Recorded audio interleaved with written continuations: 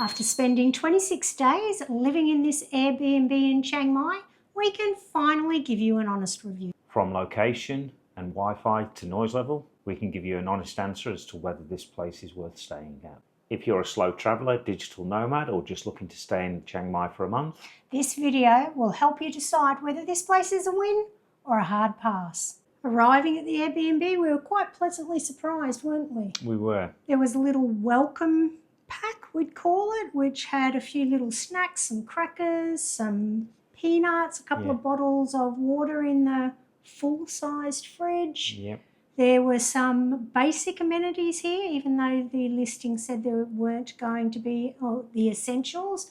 There was a cake of soap, there was some cleaning products, but I have a feeling they were left by previous people here, and a roll of toilet paper and a pack of tissues. Next we'll talk about the location. So we're pretty much midway between the ancient city and Niman. Maybe a 20-minute walk to the ancient city, about 15-minute walk to One Niman, the big shopping centre.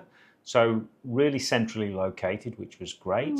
And we've found that we are within the radius for pickup for tours because we're so close to the ancient city. So the couple of tours we have booked from here, we've been able to be picked up outside, which has been really good. Yeah, just by putting the condo's address in, we've had easy pickup, haven't we? No problems whatsoever. I think one of the other positives for location is there are so many restaurants and eateries and a little night food market within easy walking distance. And those eateries include your local, the places where the locals go, and there's even a burger joint just on the corner across the road. So you can get some Western food here as well. And Khao Soi Mae Sai, which has the most amazing khao soi, is only 5 minutes walk around the corner. Another plus for the location is there are a number of motorbike rental places literally around the corner. So if you are wanting to hire a scooter or something, you can pick one up really easy without having to walk all the way into the ancient city. Saying that, we haven't hired a scooter. We have found the location fine for walking to all of the sites in the ancient city and up to different markets. The only time we haven't been able to walk is we've gotten a grab is when we've gone quite far outside of town. The Wi-Fi here has been excellent. Tanya and I can both be on the internet at the same time doing different things, whether it be uploading a new YouTube video, watching movies. Sometimes I have multiple devices on the Wi-Fi at the same time, as well as Simon. And it is really fast. We've never had any issues with the Wi-Fi. I've had to power the router on and off a couple of times just to get it to connect again, but otherwise it's been absolutely fantastic. So really good if you're a digital nomad and need that good connectivity. Our unit is on the 17th floor, which is the top floor. A bit strange that you have to go up to the 16th floor and then walk upstairs to get to the 17th. But that aside, the noise level has been actually really quite good. There is a little bit of noise from outside, but nothing that is annoying when you're trying to get to sleep. The building itself is full of expats, and they seem to be, they're older expats. It seems to be really quiet out there. We haven't had any issues with our neighbours. You don't really hear them coming and going. So it's been a very comfortable stay in regards to noise. And considering we're only maybe 50 metres off a main road, it really is quiet. You don't hear traffic noise at all. We are very close to the flight path, and occasionally I hear the planes, but it's not loud enough that it wakes you or disturbs you in the night. No.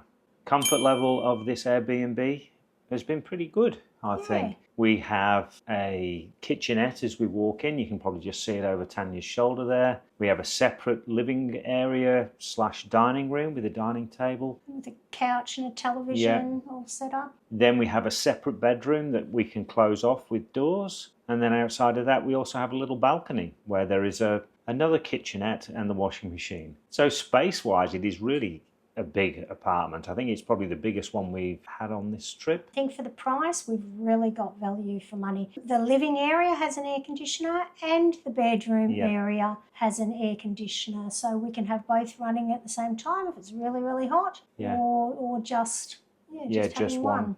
Let's talk the bed.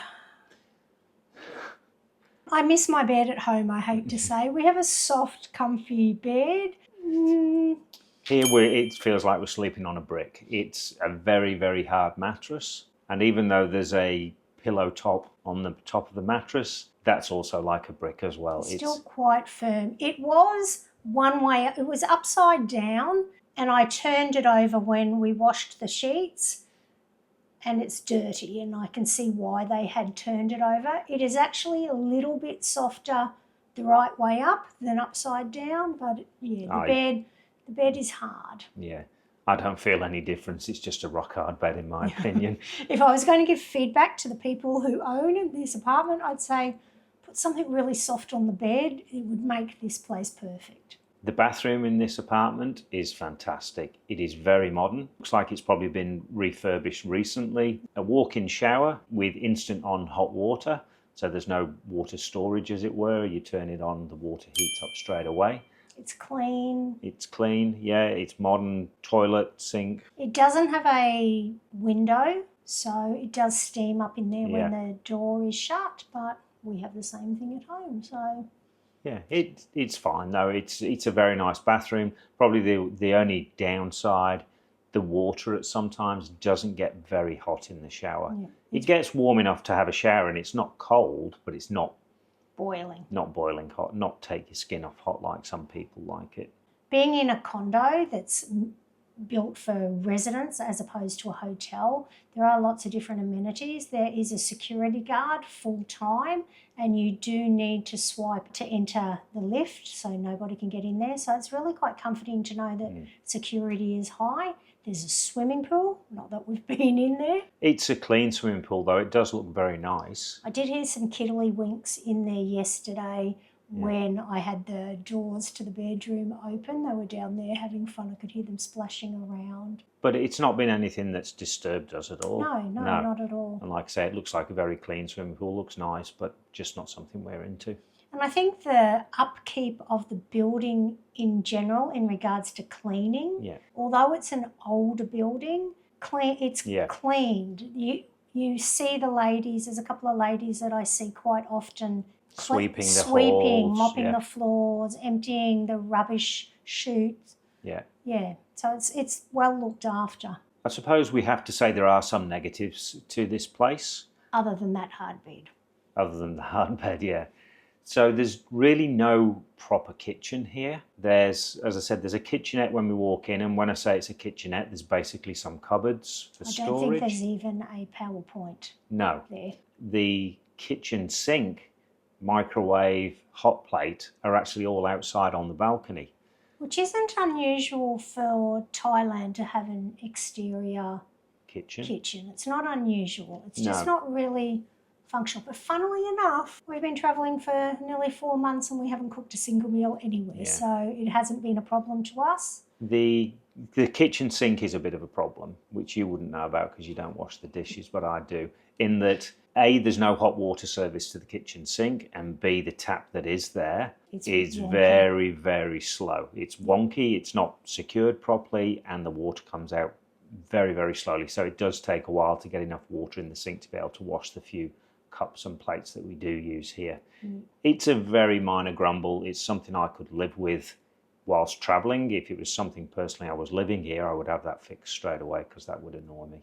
I was a little shocked after we'd been here for a couple of days, and I washed my hair and hunted in every single cupboard for a hairdryer, and there was no hairdryer. And when I messaged the Airbnb host, she said that they didn't provide a hairdryer. Not the worst thing in the world. We went out and spent a couple of $100 baht. Simon doesn't need it, but I do.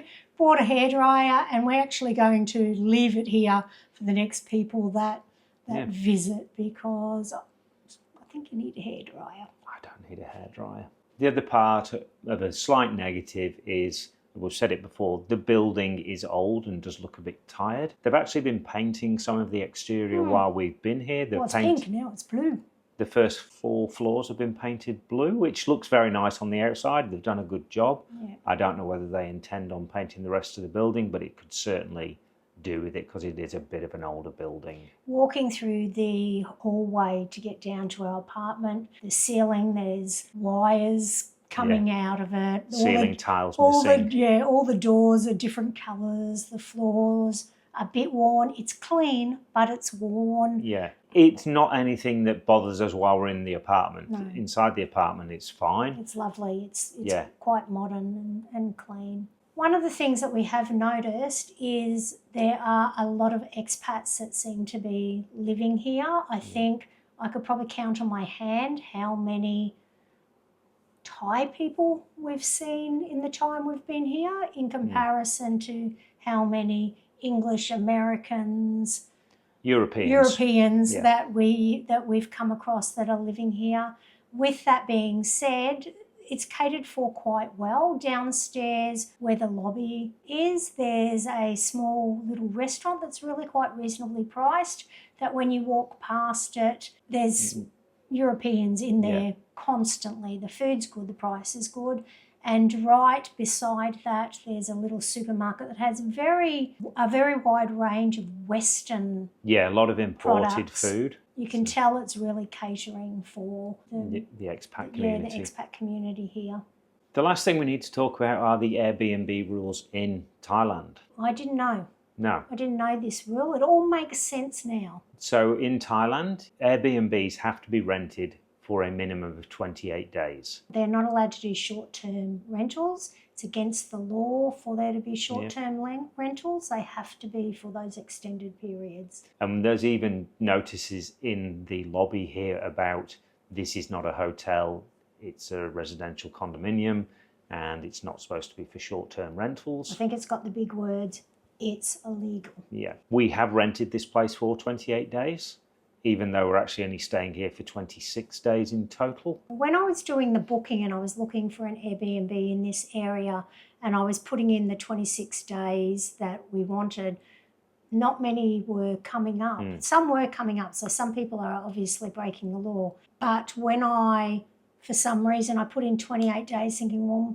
even though we booked the flights, maybe if we just pay for an extra days, a heap came up. And I mean, the benefit is they offer you those months discounts anyway. So we ended up getting something bigger for cheaper than the illegal ones that were doing less days. And whilst it's unlikely if you rent an Airbnb for a shorter period of time that you're going to get into trouble, Tanya's well aware that she's seen reports on Facebook and so on where people have been fined for staying in Airbnbs for less than the 28 days. Yeah. So it's something to be aware of and something to understand if you're trying to book for less than that period of time, why there's less options available. So that brings us to the big question. How much did this place actually cost us? If we were staying here for the full 28 days, it would have been $42 a night. That's 42 Australian. That's a bargain. Because we're only actually staying here for 26, but we've rented it for 28, part of our budgeting, it's actually $45 a night for those 26 nights. Which is still a bargain. Still a bargain. Definitely worthwhile, I think. There are hotels that you can get a bit cheaper.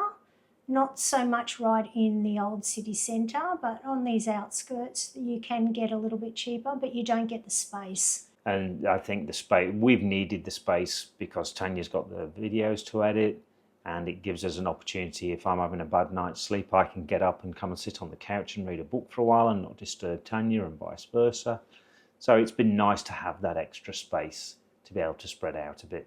Yeah. Would we stay here again? Most definitely. Highly recommended. Highly recommended. We'll put all the details of where this is in the description. So if you've enjoyed this review, please give us the thumbs up. And if you'd like to see any more of our travels through Vietnam and Thailand, make sure you hit that subscribe button. And we'll see you in the next video. See you soon.